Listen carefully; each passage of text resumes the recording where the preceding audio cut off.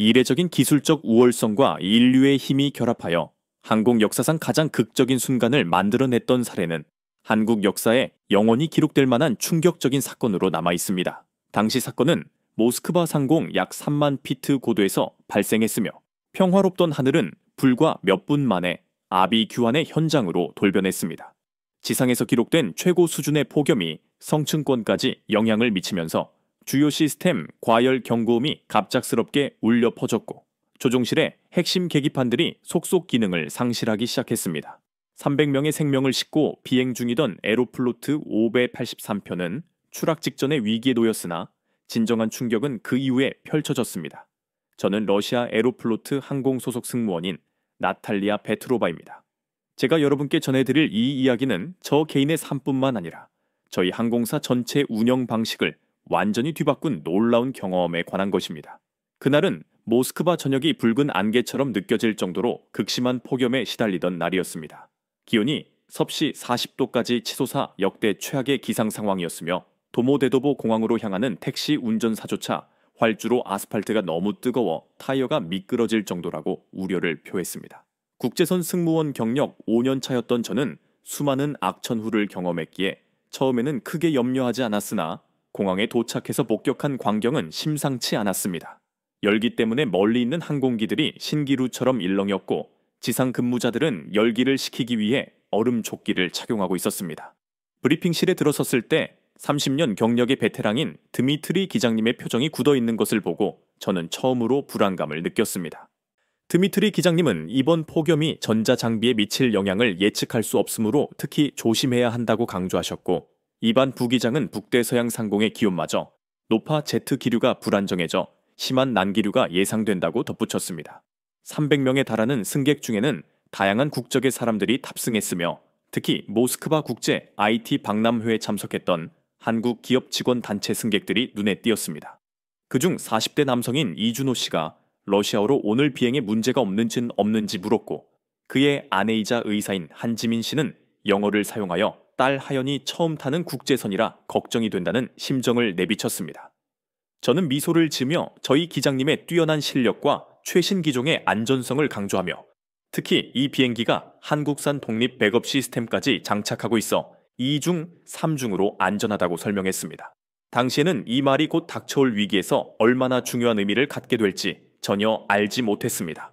또한 60대로 보이는 또 다른 한국인 승객인 은퇴한 항공 엔지니어 오태석 박사가 창밖을 조용히 바라보며 혼잣말로 이 더위면 엔진 효율이 평소의 70%밖에 안 나올 텐데 라고 중얼거리는 것을 들었습니다.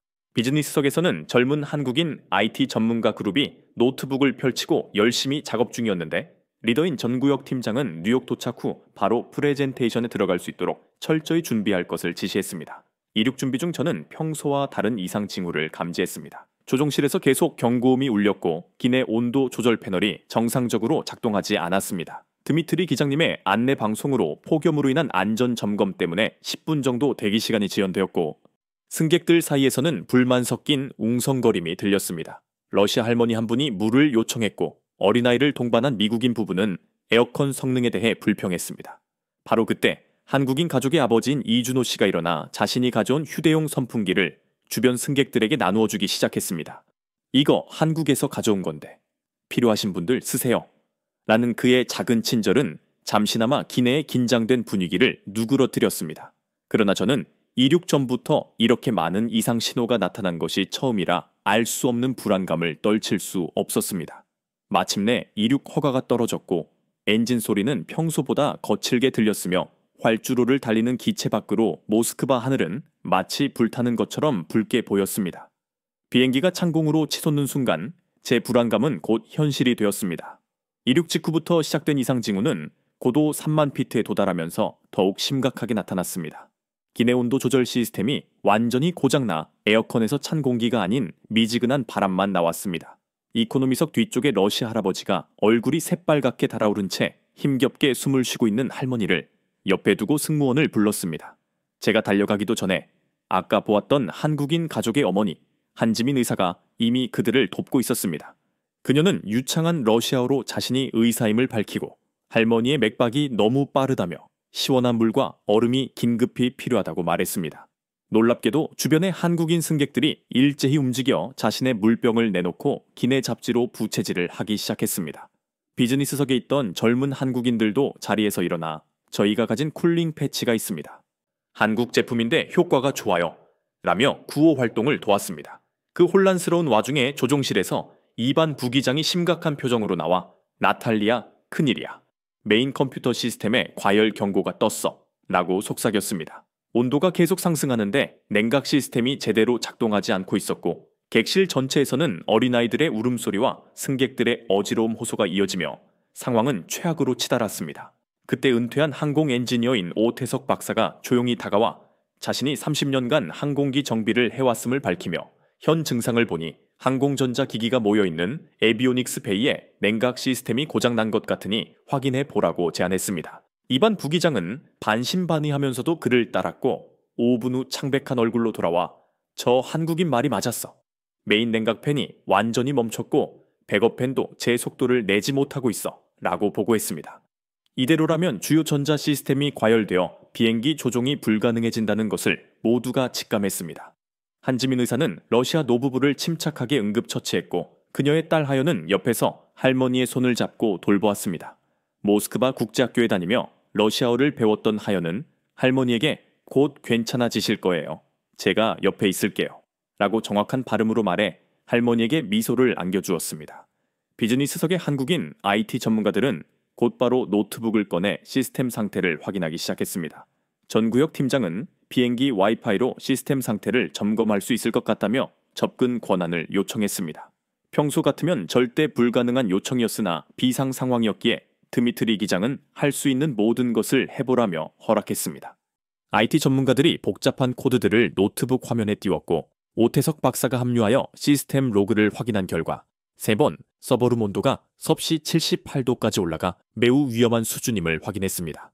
오태석 박사는 내부 공기 순환 시스템을 수동으로 조절하여 화물 구역에 차가운 공기를 끌어올리는 방법이 있지만 좁은 공간에 들어가야 한다고 설명했습니다. 이에 전구역 팀장이 놀랍게도 자원하며 자신이 예전에 공군 정비병 출신이라 좁은 공간 작업에 익숙하다고 말했습니다. 또 다른 한국인 한 명이 동행을 자원하며 혼자서는 위험하다고 덧붙였습니다. 러시아 승객 중 한 명이 당신들 러시아 사람도 아닌데 왜 이렇게 위험을 감수하는 겁니까? 라고 묻자 전구역 팀장은 비행기에 탄 순간부터 우리는 모두 한 운명 공동체입니다. 국적이 무슨 상관입니까? 라고 담담하게 대답했습니다.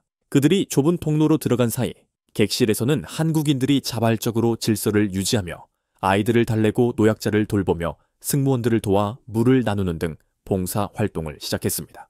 15분 후 땀에 흠뻑 젖은 전구역 팀장이 돌아와 순환 시스템을 수동으로 조절했지만 효과가 제한적일 것이라고 보고했습니다. 바로 그때 모두가 두려워하던 상황이 발생했습니다. 기내 조명이 깜빡이더니 메인 디스플레이가 하나둘씩 꺼지기 시작했고 드미트리 기장의 떨리는 목소리로 메인 시스템에 문제가 발생했습니다. 현재 백업 시스템으로 전환을 시도하고 있으니 침착하게 기다려 주십시오. 라는 안내 방송이 나왔습니다. 30초가 지나도 아무것도 켜지지 않자 승객들 사이에서 비명과 울음소리가 터져 나왔습니다. 그때 조종실에서 이반 부기장이 뛰어나오며 한글로 된 화면만 살아있어. 한국어 아는 사람 있나요? 라고 다급하게 외쳤습니다. 객실은 순간 정적이 흘렀고 아무도 그 말의 의미를 즉각적으로 파악하지 못했습니다. 이반 부기장은 이것이 한국 삼성에서 제작한 독립 백업 시스템이며 메인 시스템과 완전히 분리된 회로로 작동하여 유일하게 살아남았지만 모든 내용이 한글로 되어 있어 읽을 수 없다고 설명했습니다. 이 외침에 한국인 승객들이 일제히 약속이라도 한 듯 조종실을 향해 움직이기 시작했습니다. 오태석 박사가 선두에 섰고 IT 전문가들, 한지민 의사 가족까지 뒤따랐습니다. 조종실에 들어선 오태석 박사는 메인 계기판은 암흑이지만 중앙에 작은 모니터 하나만 선명하게 한글을 표시하고 있는 것을 보고 경악했습니다.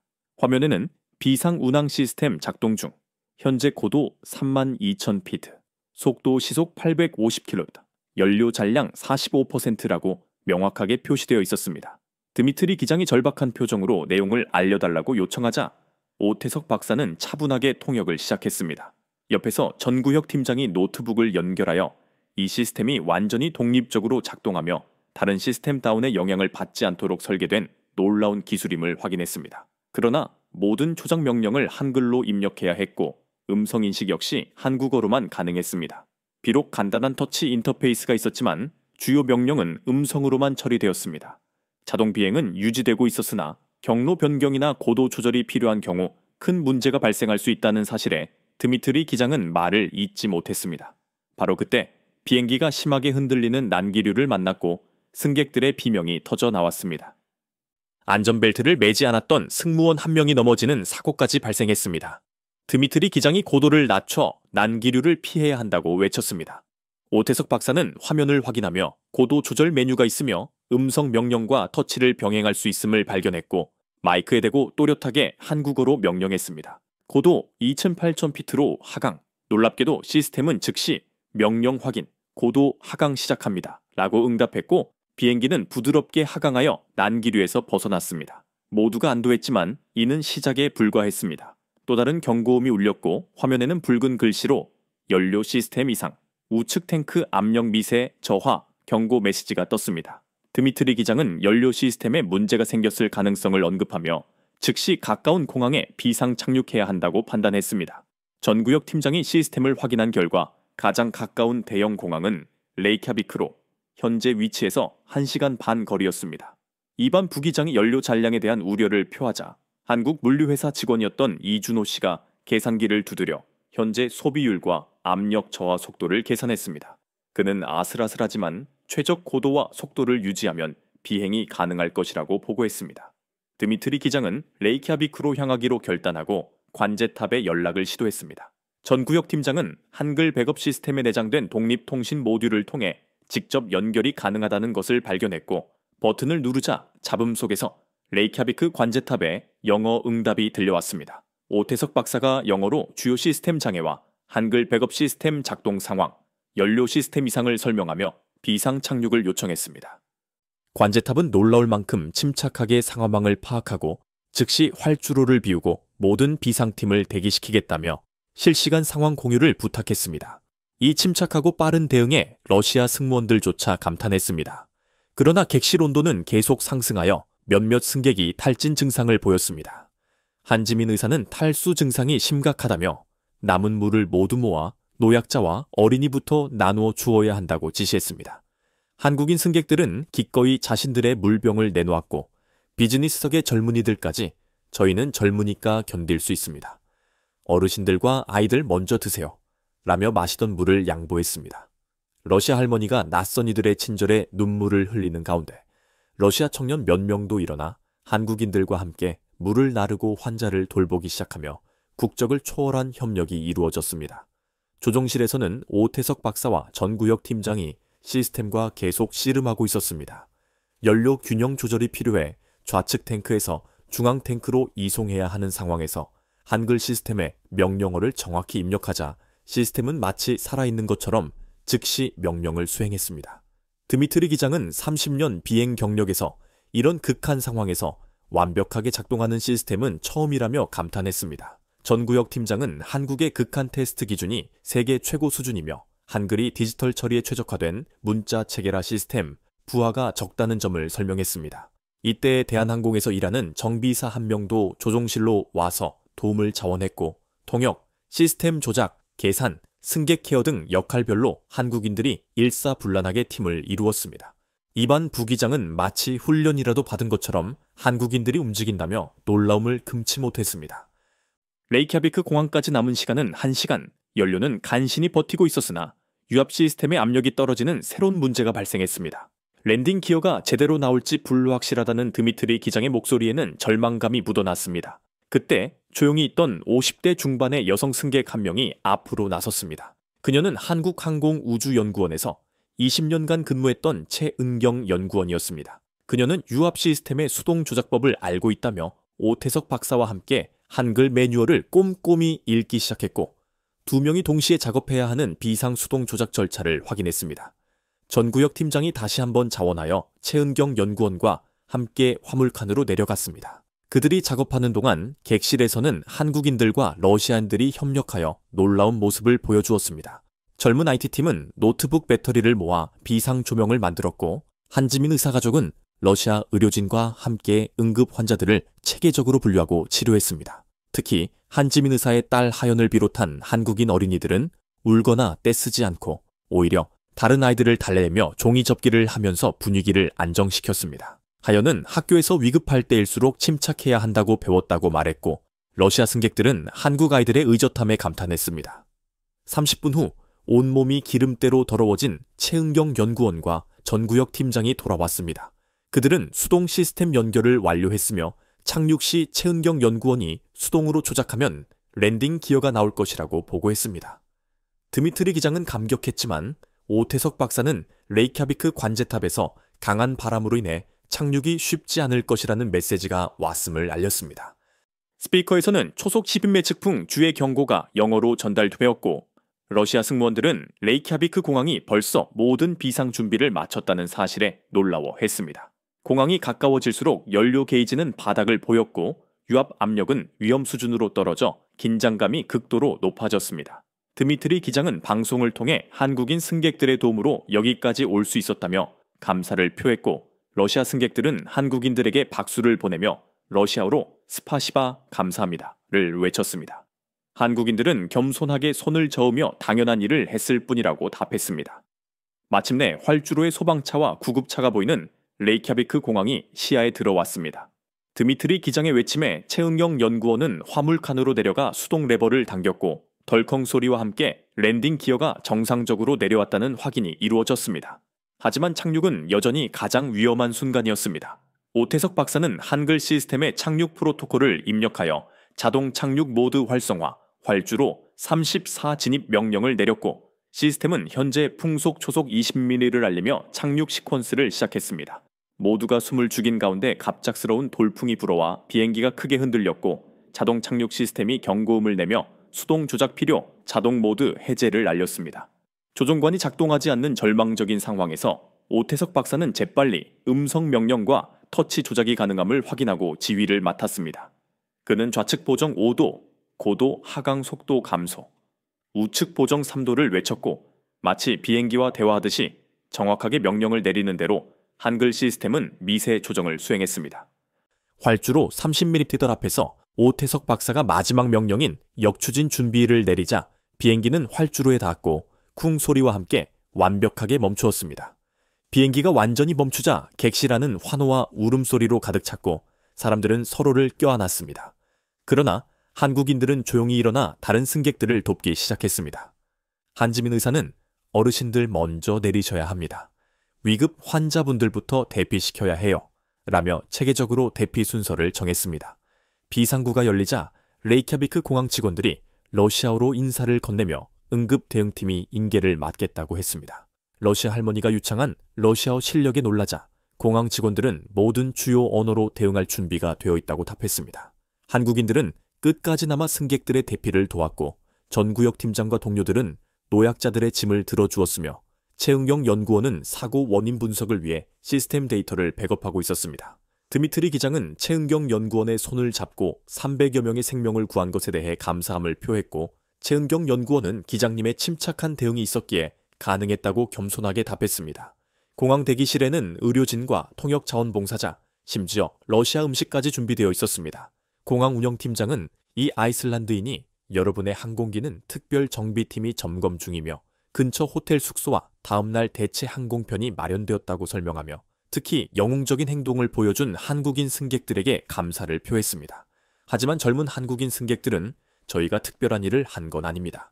그저 할 수 있는 일을 했을 뿐이에요. 라고 대답했습니다. 러시아 할아버지는 눈물을 흘리며 국적도 다른 사람들이 목숨을 걸고 도와준 것에 대해 생명의 은인이라며 감사했습니다. 한지민 의사는 국적이 뭐가 중요합니까? 같은 하늘 아래 있었고 같은 위험을 겪었습니다. 서로 돕는 건 당연한 일이죠. 라고 대답했습니다. 러시아 언론 기자들이 한국인들을 인터뷰하려 했으나 모두 사양하고 기장과 승무원들을 취재해달라고 요청했습니다. 다만 오태석 박사는 이번 일을 통해 극한 상황에서도 작동한 유일한 시스템이었던 한글 시스템의 우수성이 확실히 입증되었다고 강조했습니다. 저녁 만찬장에서는 러시아 승객들이 한국인들을 위한 감사 행사를 자발적으로 준비했습니다. 러시아 오페라 가수가 한국 가곡 그리운 금강산을 불렀고 러시아 아이들은 감사 카드를 전달했습니다. 가장 감동적인 것은 러시아 할머니의 연설이었습니다. 그녀는 한국이라는 나라가 왜 이렇게 빨리 발전했는지 이제 알 것 같다며 사람이 다르기 때문이라고 말했습니다. 다음 날 아침 에로플로트 본사의 세르게이 회장이 직접 레이캬비크 공항에 도착하여 한국인 승객들에게 감사를 전했습니다. 그는 충격적인 발표를 단행했는데 오늘부로 에로플로트는 모든 국제선 항공기에 한국 삼성의 한글 백업 시스템을 도입하고 모든 국제선 승무원들에게 기초 한국어 교육을 실시하겠다는 결정이었습니다. 기자들이 한국어 교육까지 하는 이유를 묻자 세르게이 회장은 위기의 순간에 언어는 단순한 소통 수단이 아닌 생명줄이 될 수 있으며 한국인들의 정신을 배우기 위해서라도 그들의 언어를 배워야 한다고 답했습니다. 아이슬란드 교통부 장관 또한 직접 현장에 나타나 오태석 박사, 최응영 연구원, 전구역 팀장을 비롯한 한국인들의 헌신에 감사했습니다. 그들은 여전히 겸손하게 한국인으로서 당연한 일을 했을 뿐이라고 답했습니다. 러시아 대사 역시 서툰 한국어로 한국의 진정한 힘은 첨단 기술력이 아닌 위기에서 빛나는 한국인의 정신력에 있다고 강조했습니다. 대체 항공기 아이슬란드 항공 특별기에 탑승하기 직전 레이캬비크 공항 직원 수십 명이 도열하여 러시아어로 쓴 플래카드를 들고 승객들을 배웅하는 감동적인 광경이 펼쳐졌습니다. 기내에는 한글이 새겨진 열쇠 고리와 함께 어제의 위기를 오늘의 우정으로라는 메시지가 러시아와 한국어로 함께 적힌 선물이 놓여 있었습니다. 이륙 후 아이슬란드인 기장은 한국어로 안내 방송을 하여 양국 승객들의 영웅적한 행동에 경의를 표했으며 기내식 역시 한국 음식과 러시아 음식이 함께 준비되는 특별한 배려가 있었습니다. 뉴욕 JFK 공항에 도착했을 때 CNN, BBC, RT 등 전 세계 언론의 취재진 수백 명과 가족들이 대기하고 있었습니다. 기적의 생還, 한국이 구한 300여 명 등의 헤드라인이 전광판에 떠올랐지만 한국인 승객들은 조용히 뒤로 물러났습니다. 대신 드미트리 기장이 마이크를 잡고 한국의 한글 백업 시스템과 자신들의 안전을 뒤로하고 헌신한 한국인 승객들 덕분에 300여 명이 생존할 수 있었다고 증언했습니다. 러시아 할머니는 한국 젊은이들의 겸손함과 헌신에 대해 이야기하며 이런 정신이 있기에 한국이 발전한 것 같아요 라고 말했습니다. 사건 일주일 후 러시아 정부는 도움을 준 한국인들에게 러시아 연방 우정훈장을 수여하기로 했으나 한국인들은 대부분 이를 정중히 거절하고 대신 한국-러시아 청소년 교류 프로그램을 만들 것을 제안했습니다. 이 제안은 양국 정부의 호응을 얻어 한대어 청소년 항공우주 캠프가 창설되었습니다. 더욱 중요한 것은 국제민간항공기구 ICAO가 이 사건을 계기로 모든 국제선 항공기에 다중 언어 백업 시스템을 의무화하고 한글 시스템을 표준 사양 중 하나로 채택했다는 점입니다. 보잉과 에어버스 역시 한국 기업들과 협력하여 차세대 안전 시스템인 프로젝트 한글 개발에 착수했습니다. 오태석 박사는 은퇴를 철회하고 한국항공우주연구원 참모으로 복귀하여 극한상업호황 시스템 개발 프로젝트를 이끌게 되었습니다. 그는 기술은 결국 사람을 위한 것이어야 한다고 깨달았습니다. 최응영 연구원은 항공안전 컨설턴트로 새로운 경력을 시작했으며 전구역 팀장팀은 글로벌 위기 대응 시스템 개발 프로젝트를 맡았습니다. 한지민 의사는 일반인도 쉽게 따라할 수 있는 항공의학 매뉴얼을 집필하기 시작했습니다. 6개월 후 UN 본부에서 열린 국제항공안전의 날 기념식에 당시 비행기에 탑승했던 사람들이 전 세계에서 모였습니다. UN 사무총장은 이 사건이 인류의 승리이자 기술과 인간 정신의 조화라고 강조했습니다. 러시아 대표와 미국 대표 모두 한국 기술력의 우수성을 인정하고 한국 백업 시스템 도입을 발표했지만 한국 대표는 우리는 특별한 일을 한 것이 아닙니다. 위기의 순간에 서로 돕는 것은 인간의 본능입니다. 라고 겸손하게 발언했습니다. 국제항공운송협회 IATA는 스카이 히어로즈 어워드를 신설하고 첫 수상자로 한국인들을 선정했으나 오태석 박사는 상을 거절하고 상금 전액을 국제항공안전기금에 기부하겠다고 발표했습니다. 1년 후 한국 정부의 초대로 당시 러시아 승객들이 한국을 방문했을 때 오태석 박사, 최응영 연구원, 전구역 팀장, 한지민 의사 가족 등 한국인들이 공항에 나와 환영했습니다. 청와대 방문에서 대통령은 위기를 함께 극복한 경험이 강력한 유대감을 만든다며 한국인들에게 국민 훈장을 수여했습니다. 이어서 방문한 삼성전자 연구소에서는 인공지능과 제스처 인식까지 가능한 차세대 한글 시스템인 프로젝트 하늘이 시연되었습니다.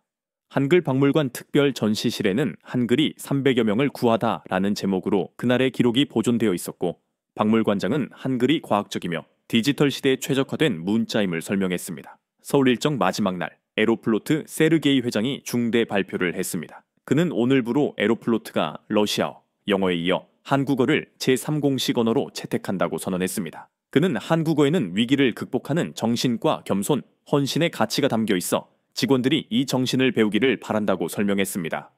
이와 함께 인천공항을 아시아 허브로 지정하고 모스크바발 아시아 노선을 모두 인천을 경유하게 할 것이라는 비즈니스 결정을 발표했는데 이는 신뢰와 우정의 표현이었습니다. 나탈리아 페트로바인 저는 사건 발생 9개월 후 에로플로트 항공기에 다시 탑승했을 때 모든 안내 방송이 러시아어, 영어, 그리고 한국어로 나오는 것을 발견했습니다. 승무원들은 한국인 승객에게 한국어로 인사를 건넸고 기내 안전 비디오에는 본 항공기는 한국 삼성 한글 백업 시스템을 탑재하고 있습니다.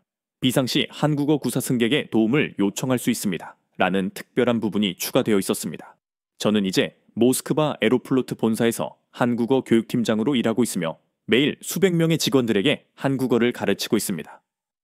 저희의 새로운 모토는 한국인들에게 배운 함께하면 가능합니다. 이며 교육 매뉴얼에는 위기 상황 시 협력의 중요성과 겸손한 리더십이 사례로 인용되어 있습니다. 전구혁 팀장은 현재 개발 중인 새로운 안전 시스템의 이름이 프로젝트 하늘이며 이는 한글의 하에서 따온 것이라고 전했습니다. 최은경 연구원이 집필한 책의 제목은 하늘 위의 기적 한글이 구한 300여 명이었습니다. 그날 한글은 단순히 300여 명의 생명만 구한 것이 아니었습니다. 서로 다른 문화와 언어를 가진 사람들을 하나로 묶고 국경을 넘는 우정을 만들었으며 새로운 미래를 열었습니다. 이제 에로플로트의 모든 비행기에서는 한국어 안내 방송이 나오며 저는 학생들에게 한글은 단순한 문자가 아니라 생명을 구하는 힘이 있으며 한국인의 정신은 세상을 바꾸는 힘이 있다고 가르칩니다. 이것이 바로 하늘 위 3만 피트에서 일어난 진짜 기적의 이야기입니다. 이 경이로운 이야기는 단순한 생존기를 넘어 러시아 항공사가 한국어를 공식 언어로 채택하고 전 세계 항공기에 한글 시스템이 도입되는 놀라운 변화를 이끌어냈습니다. 한글의 과학적 우수성과 위기 속에서 빛난 한국인들의 헌신적인 정신이 전 세계에 감동을 주었음을 보여주는 이 영상에 깊이 공감하셨다면 지금 바로 좋아요를 눌러주세요. 그리고 대한민국의 자랑스러운 이야기를 전 세계에 널리 알릴 수 있도록 이 영상을 공유해 주시면 감사하겠습니다. 여러분의 참여가 이 놀라운 기적을 세상에 전하는 소중한 씨앗이 됩니다.